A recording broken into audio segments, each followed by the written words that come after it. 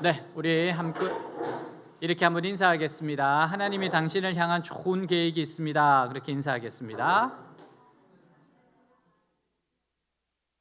아멘. 네, 오늘 말씀 우리 함께 읽도록 하겠습니다. 우리 같이 읽겠습니다. 내가 이전에 유대교에 있을 때 행한 일을 너희가 들었거니와 하나님의 교회를 심히 박해하여 멸하고 내가 내 동족 중 여러 영갑자보다 유대교를 지나치게 믿어 내 조상의 전통에 대하여 더욱 열심히 있었으나 그러나 내 어머니의 태로부터 나를 택정하시고 그의 은혜로 나를 부르시니가 그의 아들을 이방에 전하기 위하여 그를 내 속에 나타내시기를 기뻐하셨을 때 내가 곧 혈육과 의논하지 아니하고 또 나보다 먼저 사도된 자들을 만나려고 예루살렘으로 가지 아니하고 아라비아로 갔다가 다시 다메섹으로 돌아갔노라. 아멘. 여러분이 좋아하는 연예인이나 세상에서 아주 유명한 사람이 나를 알아주고 반겨준다면 참 기분이 좋을 거예요. 상상만 해도 행복할 겁니다. 대통령이 어느 분에게 일을 같이 하자고 불렀습니다. 그가 전화를 받으면서 한 말이 아주 유행어가 되었던 적이 있어요. 대통령이 같이 일합시다. 그러니까 그 전화를 받은 그분이 이렇게 이야기했답니다. 가문의 영광입니다. 여러분, 그렇다면 만왕의 왕 되신 하나님이 부르신다면 무슨 말을 해야 하겠습니까? 여러분들은 하나님께서 부르시고 이름을 부르실 때 여러분 어떻게 반응해야 될까요? 자, 우리 13절 14절 같이 한번 읽도록 하겠습니다. 내가 전에 유대교에 있을 때 한 일들을 여러분은 들어서 알 것입니다. 그때 나는 하나님의 교회를 몹시 박해하였고 아예 교회를 없애버리고까지 했습니다. 나는 같은 나이 또래의 그 어떤 유대인들보다 유대교를 신봉하는 데 앞장섰으며 조상들의 전통을 지키는 데도 누구 못지않게 열심이었습니다. 자, 바울은 그리스도인들이 지독히 박해하였습니다. 예루살렘에서 기독교 핍박이 있었고 스데반이 순교하게 됐죠. 그리스도인들은 외국으로 도망을 칩니다. 바울은 도망간 곳까지 따라가서 잡아오려고 했어요. 근데 그가 다메섹 가까이 갔을 때 주님이 환상 중에 나타나십니다. 자, 사도행전 9장 3절에서 5절 말씀이에요. 같이 한번 그 상황을 보도록 하겠습니다. 사울이 길을 가다가 다메섹에 가까이 이르더니 호련히 하늘로부터 빛이 그를 둘러 비치는지라. 땅에 엎드려져 들음에 소리가 있어 이르되 사울아 사울아 내가 어찌하여 나를 박해하느냐 하시거늘 대답하되 주여 누구시니까 이르시되 나는 내가 박해하는 예수라. 여러분, 사도 바울은 정말 충격을 받습니다. 자신이 그렇게 정오하던 예수님이 하나님의 아들이었어요. 그는 눈이 보이지 않는 상태에서 사흘이 지납니다. 여러분, 얼마나 충격을 받았겠습니까? 식음을 전폐합니다. 그리고 나서 아마 좀 곰곰이 묵상을 했겠죠. 예수님에 대해서 생각을 했을 겁니다. 자, 이때 아나니아에게 주께서 말씀하세요. 너는 가서 안수하여 다시 보게 하도록 하여라. 사실 아나니아에게 이 환상으로 주님께서 말씀하셨대. 아나니아가 굉장히 꺼려하잖아요. 사울은 정말 우리를 괴롭히는 사람입니다. 그만큼 잔혹한 사람이 없습니다. 그랬을 정도로 아나니아가 몸짓할 정도로 사실 사울은 정말로 잔혹한 자였어요. 자, 근데 명령이 뭡니까? 너는 가서 안수해서 보게 하라. 네가 안수할 때 비늘이 떨어지고 그는 보게 될 거다. 지금 기도하고 있다. 그리고 바울을 향한 주님의 계획을 전하도록 합니다. 주님을 향한 계획이 뭐예요? 자, 15절에서 18절 말씀이에요. 같이 읽도록 하겠습니다. 주께서 이르시되 가라. 이 사람은 내 이름을 이방인과 임금들과 이스라엘 자손들에게 전하기 위하여 택한 나의 그릇이라.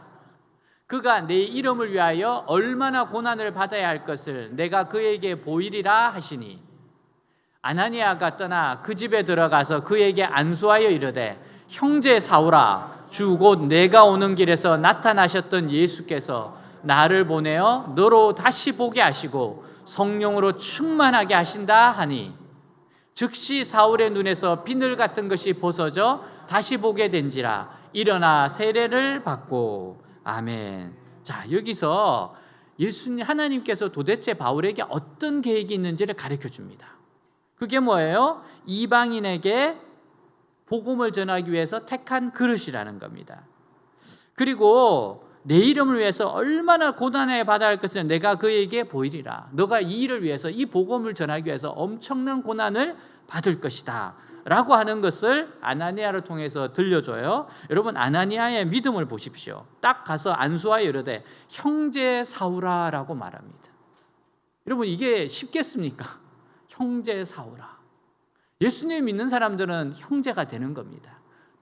그 전에 어떤 삶을 살았든지 간에 예수님 믿는 순간 우리는 형제가 되고 자매가 되는 거죠. 바울은 이때부터 예수님을 전하기 시작합니다. 너무나 놀라운 체험이에요. 어떤 분은 나도 이런 체험을 하면 주님을 더 잘 믿을 텐데, 나에도 아주 강력한 빛이 비치고 정말 주님의 음성을 듣고 아무개야 네가 왜 날 박해하느냐, 이렇게 주님을 봤으면 좋겠다고 하는 사람이 있어요. 여러분, 이렇게 바울에게 나타나셔서 예수님이 직접 말씀해야 되는 이유가 있습니다. 왜냐하면 사도 바울이 그만큼 마음이 강팍하다는 거예요.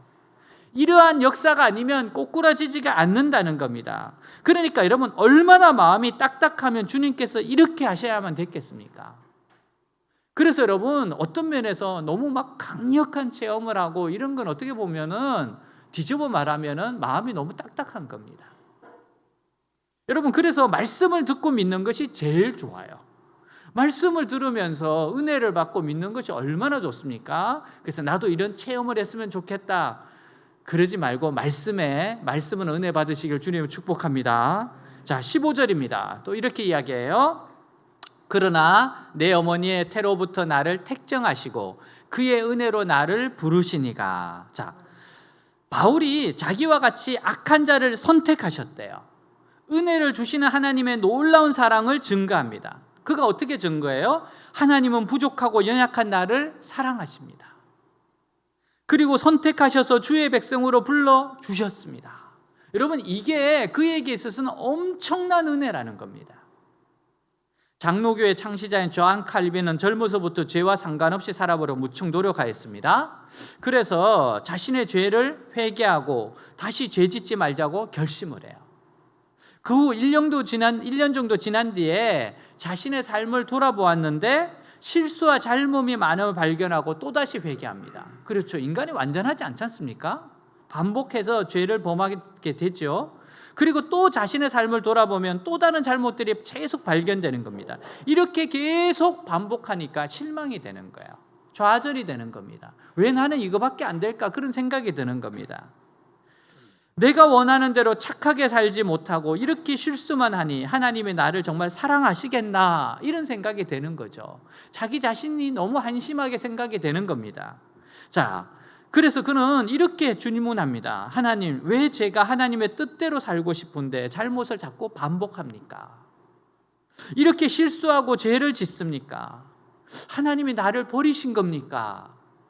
그가 울면서 기도하는데 비몽사몽간에 주님의 음성이 들려요. 이렇게 말합니다. 칼빈아, 네가 허물이 많고 죄가 없고 잘못이 없다고 해서 너를 구원한 줄 아느냐? 내가 비록 잘못이 있고 허물이 있을지라도 내가 나를 믿는 것을 인하여 내가 너를 구원하기로 벌써 작정이 되었다. 내가 이미 너를 구원하기로 선택했고 작정했다는 겁니다. 이 음성을 들었어요. 그 말을 들은 칼빈은 너무나 기뻐서 정말 주님께 할렐루야를 외칩니다. 하나님, 너무나 감사합니다. 내 자신을 보면 소망이 없는데 주님이 나를 선택하셨다, 예정하셨다 생각하니까 그렇게 기쁘고 즐거울 수가 없어요. 그래서 그는 더욱 견고한 믿음으로 주님을 신뢰하는 삶을 일생을 통해서 살아갑니다. 여러분, 주님은 우리를 선택하실 때 잘나서 선택하는 게 아니에요. 연약하고 보잘것없는 사람들을 선택하시는 게 하나님이 하시는 일입니다. 여러분, 그리고 또 은혜로 나를 불렀다고 해요. 이거는 아무 자격이 없는 자를 하나님께서 그냥 부르셨다는 뜻이에요. 자격 없는 자를 부르셨다. 자격이 있어서 부른 게 아니에요. 바울은 자기가 하나님의 백성이 된 것이나 거기서 한 걸음 나아가 사도로 부르심을 받은 것이 전혀 무슨 자격이 있어서 된 것이 아니라는 것을 밝히고 있어요. 내가 자격이 있어서 사도가 되고 자격이 있어서 하나님께 부름받은 게 아니다. 은혜다, 은혜. 여러분, 바울의 고백이 뭡니까? 지금 내가 주님 앞에서 이렇게 사용되고 있는 것은 이전에 내가 어느 대학을 나왔다거나 어떤 인간적인 자질이 있었다는 것과는 아무 상관이 없습니다. 이 모든 것은 하나님이 주신 선물이에요. 이전에 그 잘난 내가 한 것이라고는 뭡니까? 하나님을 대적하고 참으로 제대로 믿으려고 하는 자들에게 고통을 준 것밖에 없어요. 사도 바울의 삶이 바로 그거였습니다. 여러분, 그래서 디모데전서 1장 13절, 자, 우리 같이 한번 읽도록 하겠습니다. 내가 전에는 하나님을 모독하고 성도들을 핍박하던 난폭한 사람이었으나 믿지 않을 때에 모르고 한 짓이므로 하나님께서는 나를 불쌍히 여겨 주셨습니다. 여러분, 이거는 일부러 겸손하려고 하는 말이 아닙니다. 이거 사실이에요. 이것은 우리 모두에게도 사실입니다. 우리 모두는 원래부터 특별한 자질이 있어서 주님 앞에 사용되는 것이 아닙니다. 누군가가 하나님께 특별하게 사용된다면 그 이유는 단 하나밖에 없어요. 그것은 주님이 그렇게 하기로 결정하셨기 때문에 그래요. 주님이 그렇게 하시기로 결정하셔서 그래요. 바울은 자신의 삶을 돌아보며 생각합니다. 참으로 그리스도를 만나기 전 자신은 하나님을 대적하는 자였습니다. 하나님께서 진노의 심판을 내리시지 않은 것이 얼마나 다행스러운가 싶을 정도로 하나님 앞에서 교만했습니다. 이 악한 자를 하나님은 사랑하셨고 그 무서운 죄들을 다 용서하셨을 뿐만 아니라 하나님의 말씀을 전하는 입으로 삼아주셨어요. 하나님의 입으로 삼아주셨어요. 여러분, 원래 대변인은 가장 믿는 사람을 시키는 법입니다. 근데 주님은 가장 미운 원수를 사랑하셔서 당신의 입으로 삼으셨습니다. 원수도 이런 원수가 없습니다. 여러분, 오죽했으면 아나니아가 그렇게 치를 떨었겠습니까? 본래 학식이 있는 사람들은 이 정도로 잔인하지 않습니다. 정말 사도 바울은 독종 중에 독종이었어요. 여러분, 이게 말하는 게 뭡니까? 바울은 자신의 은혜를 받은 것을 보면 세상에 은혜를 받지 못할 사람이 없다는 것을 확신하는 거예요. 내가 은혜 받은 걸 보면 세상에 은혜 받지 못할 사람은 없다. 어떠한 인간도 하나님은 은혜를 주신다. 여러분, 그래서 속단하면 안 돼요. 이 사람은 절대 안 될 거다. 이 친구는 안 될 거다. 우리 가족 중에 누구는 절대 안 변할 거야. 그런 생각을 속단하면 안 됩니다. 하나님이 은혜를 주시면 돼요. 하나님이 변화시키지 못할 사람은 없습니다. 여러분이 생각하는 것, 바울보다는 안 하잖아. 여러분, 바울만큼은 아니잖아. 막 순교하는데 옆에서 얘 죽어야 돼. 막 쫓아가서 감옥에다 집어넣고. 그 정도는 아니잖아요. 여러분, 누구도 변할 수 있습니다. 누구도 변할 수 있어요. 그것을 바라봐야 돼요. 여러분, 사도 바울이 그 이야기예요. 내가 변할 정도면, 내가 은혜 받을 정도면 이 세상에 은혜 받지 못할 사람은 없다는 거예요. 그리고 자신을 주님께서 사용하신 걸 보면 참으로 누구든지 하나님께서 기뻐하시기만 하면 존귀하게 사용되지 못할 자가 없다는 거예요. 주님이 기뻐하시면 누구도 존귀하게 사용된다는 겁니다. 여러분, 그래서 우리는 소망이 있는 거예요. 아, 하나님이 나도 사용하시겠구나. 하나님이 내가 잘나서가 아니라 하나님의 은혜로 나를 사용하시겠구나. 하나님 나를 사용하시고 축복하시겠구나. 여러분, 이런 믿음을 가져야 돼요. 여러분, 그렇게 은혜를 받고 사용하지 못하는 이유가 뭘까요? 하나밖에 없습니다. 믿지 않기 때문에. 정말 진정으로 믿지 않아서 그래요. 진정으로 하나님의 능력을 믿고 진정으로 하나님의 사랑과 은혜를 믿지 않아서 그래요. 그리고 또 한 가지가 뭘까요? 게을러서 그렇습니다. 게을러서 그래요. 하나님이 나를 선택하시고 불러주신 것이 얼마나 큰 사랑입니까? 여러분, 이 세상에서 최고의 축복은 하나님이 불러주고 선택하셨다는 거예요. 이 땅을 살아가면서 하나님께 부름을 받고 선택받은 것보다 더 큰 축복은 없어요. 여러분, 이거 하나, 신앙 하나 가졌으면 이 세상에서 모든 거 다 이룬 거예요. 이제 진짜 덤으로 살아가는 인생입니다. 가장 중요한 것을 여러분 해결한 겁니다. 여러분, 우리가 비행기를 타고 여행을 간다고 합시다. 제일 중요한 게 티켓팅하는 거예요. 티켓팅하고 나서 쇼핑을 해야 되고 티켓팅하고 밥을 먹어야 돼요. 인생에게 가장 중요한 게 뭔지 아십니까? 하나님의 진노 안에서 벗어나는 거예요. 인간은 하나님의 진노 아래 있습니다. 그렇기 때문에 하나님의 진노 아래 있는 인간이 하나님의 진노를 벗어나는 것만큼 더 중요한 게 없어요. 여러분, 그래서 주님의 부르심을 받고 주님의 선택을 받는 것, 이거보다 더 큰 은혜는 없습니다. 여러분, 그런 면에서 우리가 하나님을 알고 하나님을 증거한다는 것, 이건 얼마나 놀라운 겁니까? 여러분, 어떤 분이 저에게 이런 부탁을 하였다고 해봅시다. 목사님, 나 대통령 좀 만나게 해주세요. 그럼 제가 뭘 할 것 같아요? 나도 못 만나요. 당연하지 않습니까? 나도 못 만나요. 그런데 근데 어떤 분이, 그분이 나에게 이렇게 부탁한다고 합시다. 나 한국에 계신 하나님 좀 만나게 해주세요. 그러면 나는 할 수 있습니다. 그분께 지금까지 다니엘 기도의 간증을 먼저 해요. 그리고 우리 다니엘 기도에 오세요. 나와 함께 기도합시다. 하나님 만나게 하여 드릴 수 있어요. 여러분, 하나님을 알고 하나님을 나타내고 하나님의 이야기를 할 수 있다는 게 얼마나 놀라운 이야기입니까? 알프레드 화이트헤드 교수는 영국의 철학자이고 위대한 수학자예요. 그는 버드란트 러셀의 스승이기도 했고 러셀과 함께 여러 책을 저술하기도 했습니다. 그는 교육가의 집안에서 태어났어요. 그 집안은 대대로 기독교 신앙이 있는 집안입니다. 근데 그는 젊은 시절에 철학과 수학에 심취하면서 신앙에 대한 깊은 회의에 빠져요. 급기야는 대대로 이어오던 신앙을 버리고 교회와는 담을 쌓고 살아갔습니다. 인생의 황혼기에 접어든 어느 날 그 지방에 엄청난 폭설이 내려요. 외출 중이던 그는 서둘러서 집으로 돌아오고 있습니다. 근데 어디선가 가냘픈 노래소리가 들려요.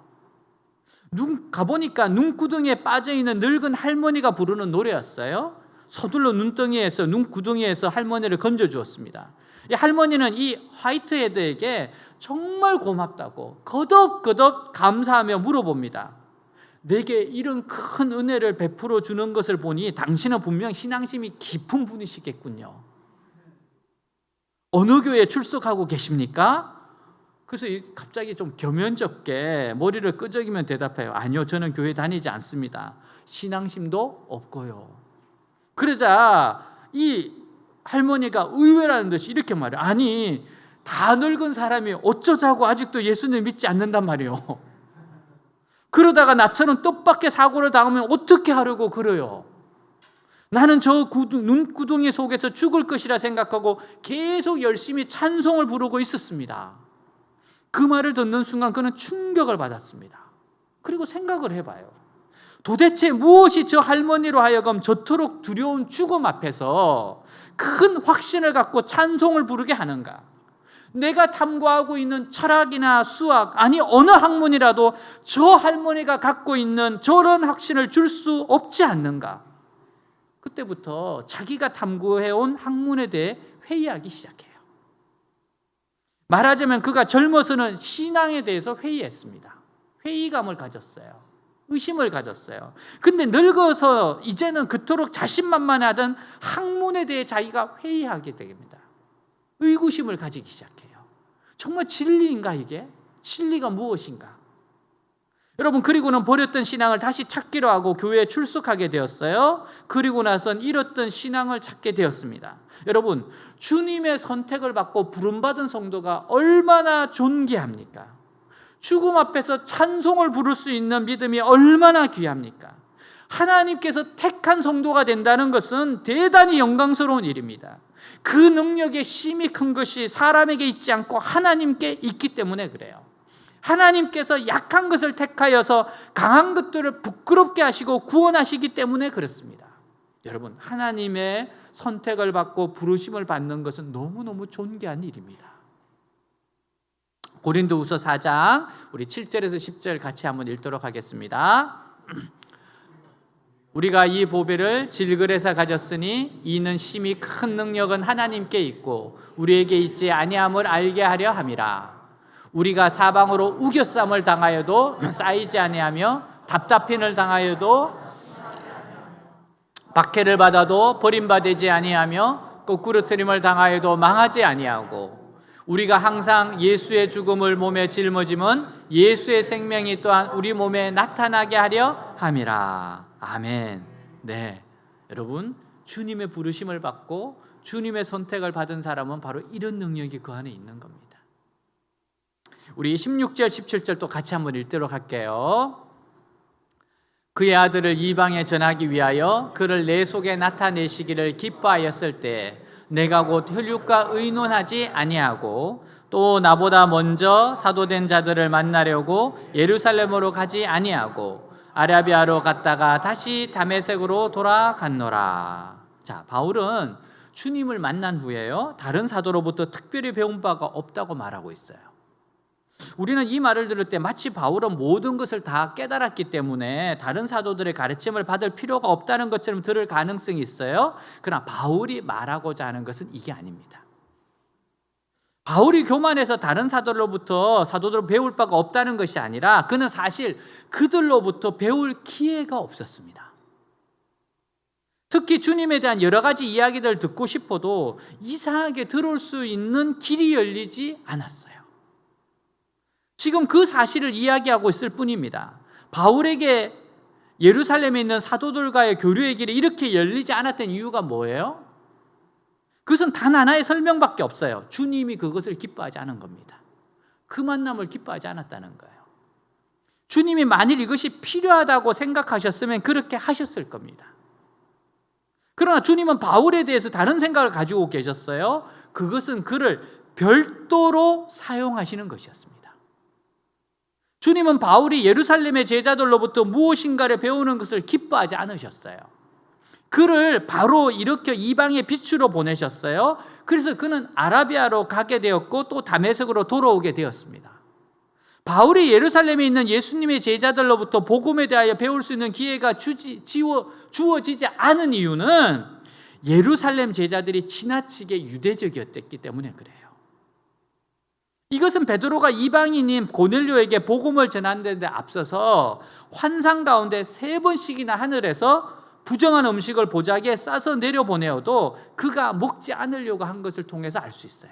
베드로가 뭐라 그래요? 나는 부정한 거 못 먹습니다. 부정한 거 못 먹습니다. 그들이 가지고 있는 유대적인 의식이 너무나도 강해서 도저히 이방인 선교에는 맞지가 않았어요. 여러분, 뼈까지 유대인이에요. 베드로가 나쁜 사람 아닙니다.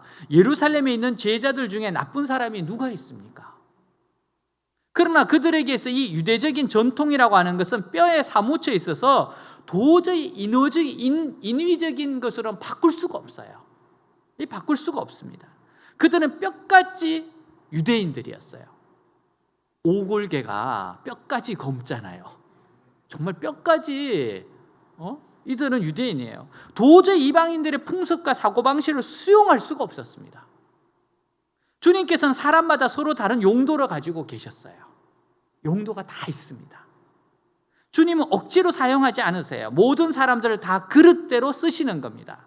여러분, 예수님의 12사도는 교회의 기초는 되었지만 이방인들에게 효과적으로 복음을 전하는 일에는 적합지가 않았어요. 그래서 주님은 바울이라는 별도의 인물을 준비하셨습니다. 여러분, 앞으로 우리의 사명은 외대교회는 대학교회입니다. 대학교 안에서. 근데 우리가 조금 일반 지역교회하고는 다릅니다. 왜 그래요? 우리가 하나님께서 우리의 쓰임새가 달라서 그래요. 이렇게 여러분 교실에서 예배 드리는 것도 좀 특이하잖아요.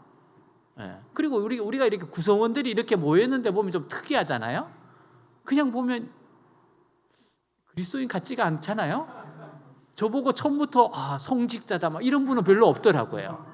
혹시 예술인이세요? 뭐 이렇게 많이는 물어보지만 제가 직업이 뭐냐 그러면 성직자인데요. 그 말하기가 참 난감할 때가 많은 것 같아요. 왜 그렇습니까? 하나님 우리를 아주 별도로 사용하기 위해서 이렇게 하시는 겁니다. 우리는 그래서 모인 겁니다. 다 사연이 있는데 주님께서 바로 이 목적을 위해서 어떻게 보면은 지금 세대에 바로 믿지 않는 사람들을 위해서 또 여러 글로벌한 학생들을 위해서 하나님의 학교에 심으신 거예요. 그래서 너희들은 마치 어떻게 보면 바울처럼 일반적인 교회는 아니지만은 이런 역할을 할 수 있도록 하기 위해서 우리를 먼저 세우셨고 앞으로 그런 교회들을 세우는데 모델이 되라는 거 아닙니까? 여러분, 그래서 베드로가 나쁜 게 아니에요. 그 별도 사용 용도가 다른 겁니다. 왜 주님이 바울을 세우셨어요? 예루살렘 제자들의 약한 부분을 채우기 위해서입니다. 예루살렘 교회가 할 수 없는 일을 채우기 위해서요. 여러분, 이것은 시기하거나 질투할 문제가 아닙니다. 오히려 감사할 일이에요. 우리가 다 그릇이 다릅니다. 이건 왜 그래요? 서로를 돕기 위해서입니다. 그건 감사한 일입니다. 주님은 우리 한 사람 한 사람에 대하여 계획을 가지고 계시고 어디에 써야 적합할지 다 알고 계세요. 주님은 우리를 억지로 사용하시지 않습니다. 그리고 필요하다면 길을 열어주시지만 불필요한 것은 아무리 원해도 허락하시지 않습니다. 여러분, 만일 바울이 예루살렘의 제자들에게 진리를 배웠더라면 그는 예루살렘 교회에 충실한 문지기는 될 수 있었을 겁니다.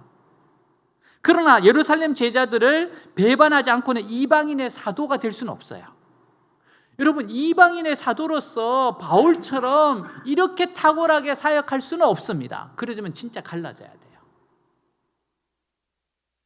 여러분, 그래서 처음부터 주님은 그들과의 접촉을 타잔시킨 거예요. 이것이 그가 예루살렘의 제자들과 잘 만날 수 없었던 이유입니다.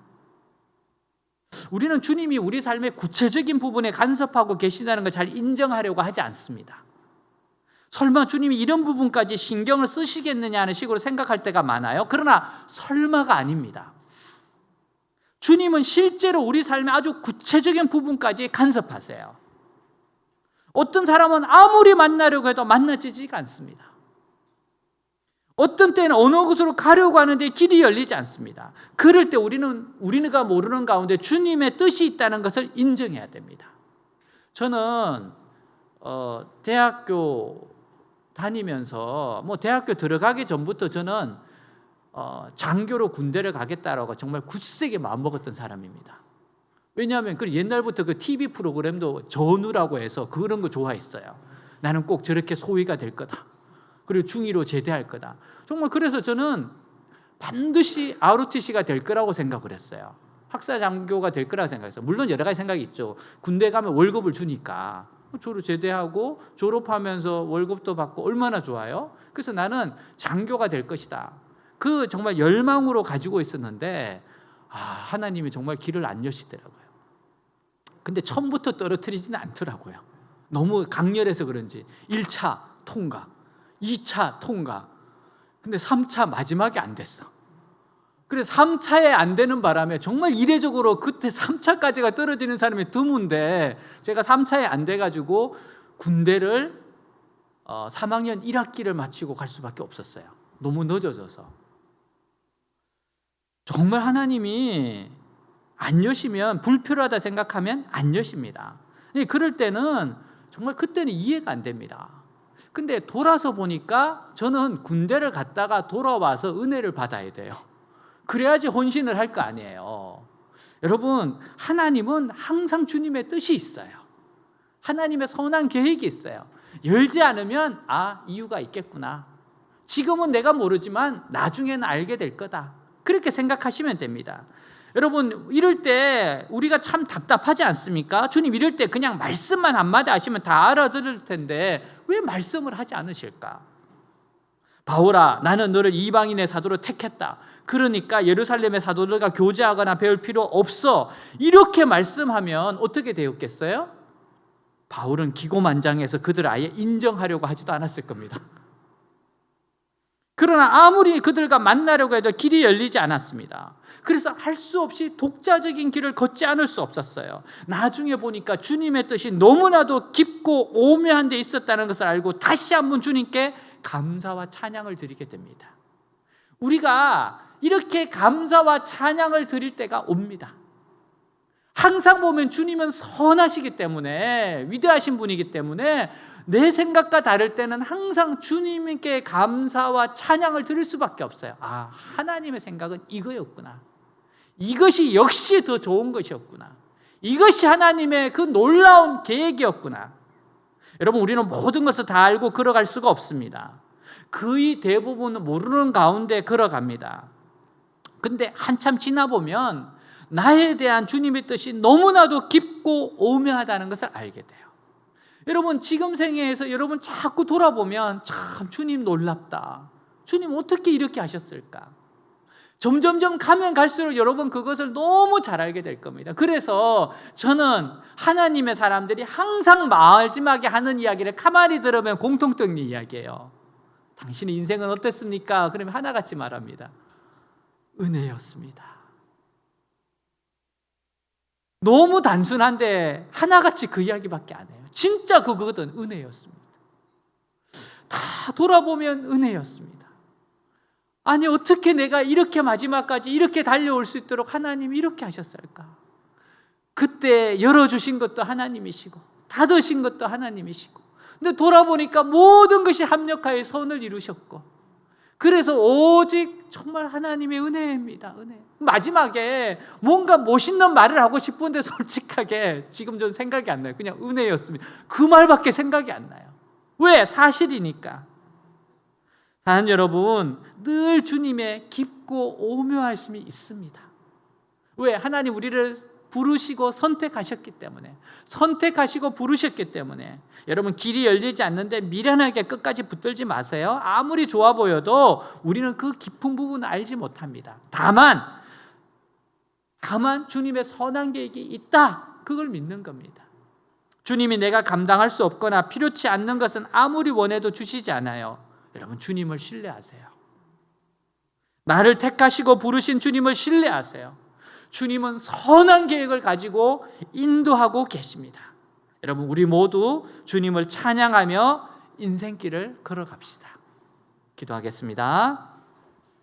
사도 바울은 나를 택하시고 선택하고 부르신 하나님에 대해서 증언하고 있습니다. 하나님의 그 은혜를 증언하고 있습니다. 하나님의 사랑을 증언하고 있어요. 사랑하는 여러분,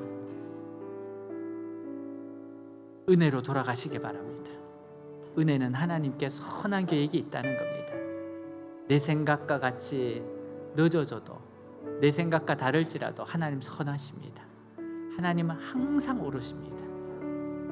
선택하시고 택하신 하나님을 찬양하는 시간이 되시기 바랍니다. 우리 기도하겠습니다. 기도합니다. 하나님 아버지, 감사합니다. 하나님, 정말 나를 부르시고 택하신 주님, 하나님 감사합니다. 하나님을 알고 있다는 것, 하나님을 나타낼 수 있다는 것, 하나님을 증거할 수 있다는 것, 하나님 정말 은혜입니다. 하나님 불러주셔서 감사하고, 선택해 주셔서 감사하고, 맡겨주셔서 감사하고, 이렇게 주님을 사랑하고 신뢰하며 걸어갈 수 있는 인생 되게 하신 것 감사합니다. 주님의 은혜입니다. 주님이 아니면 제가 어떻게 이 자리에 있습니까? 주님 불러주셔서 감사합니다. 하나님의 진노 가운데서 피하게 하시고, 죄의 구름텅이에서 벗어나게 하시고, 하나님 이렇게 되게 하셔서 감사합니다. 하나님의 이 아름다운, 이 시대의 아름다운 일을 위해서 이렇게 외대교회로 불러주시고 사랑하는 지체들을 만나게 하시며, 하나님 캠퍼스 안에서 영혼들을 섬기고 복음을 전할 수 있도록 해주신 주님의 은혜를 감사드립니다. 주님, 나의 나 된 것은 하나님의 은혜입니다. 오, 주님의 은혜입니다. 주님의 은혜입니다. 하나님 감사합니다. 주님 신뢰합니다. 오늘 주님을 향한 사랑과 믿음으로 충만하게 하게 하여 주옵소서. 하나님 가슴이 뜨거워지게 하여 주시옵소서. 주님을 사랑하는 이 마음이 더욱더 불타오르게 하옵소서. 염려와 걱정을 주님 믿음으로, 감사로 바꾸게 하시옵소서.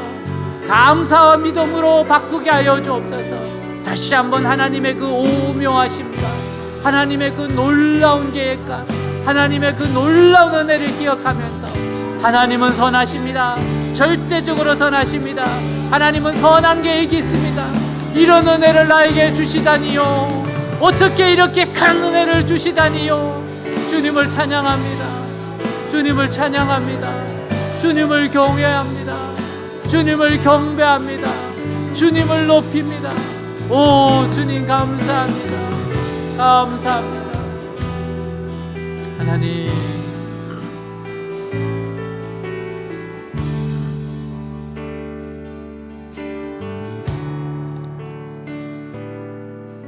나를 지으신 이가 하나님, 나를 부르신 이가 하나님, 나를 보내신 이도 하나님, 나의 나 된 것은 다 하나님 은혜라. 나의 달려갈 길 다가도록 나의 마지막 호흡 다하도록 나로 그 십자가 품게 하시니 나의 나 된 것은 다 하나님 은혜라. 한량 없는 은혜, 갚을 길 없는 은혜, 내 삶을 애워 사는 하나님의 은혜.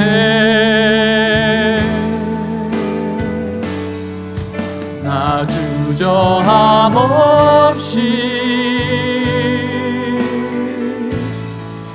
그 땅을 밟음도 나를 붙드시는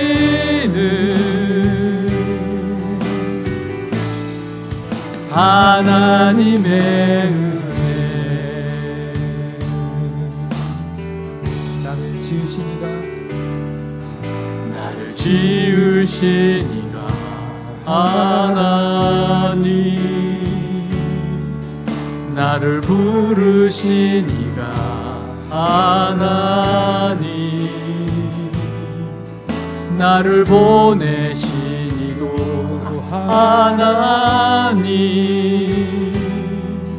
나의 나 된 것은 다 하나님 은혜라. 나의 달려갈 길 다가도록 나의 마지막 호흡 다하도록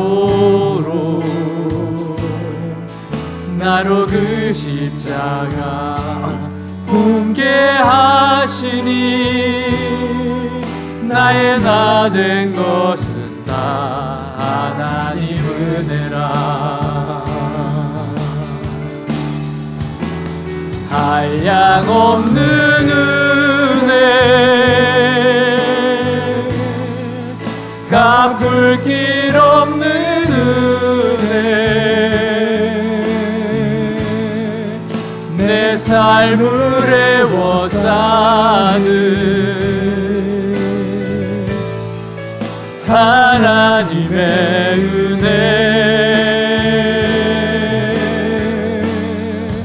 나 주저함 없이 그 땅을 밟음도 나를 붙드시는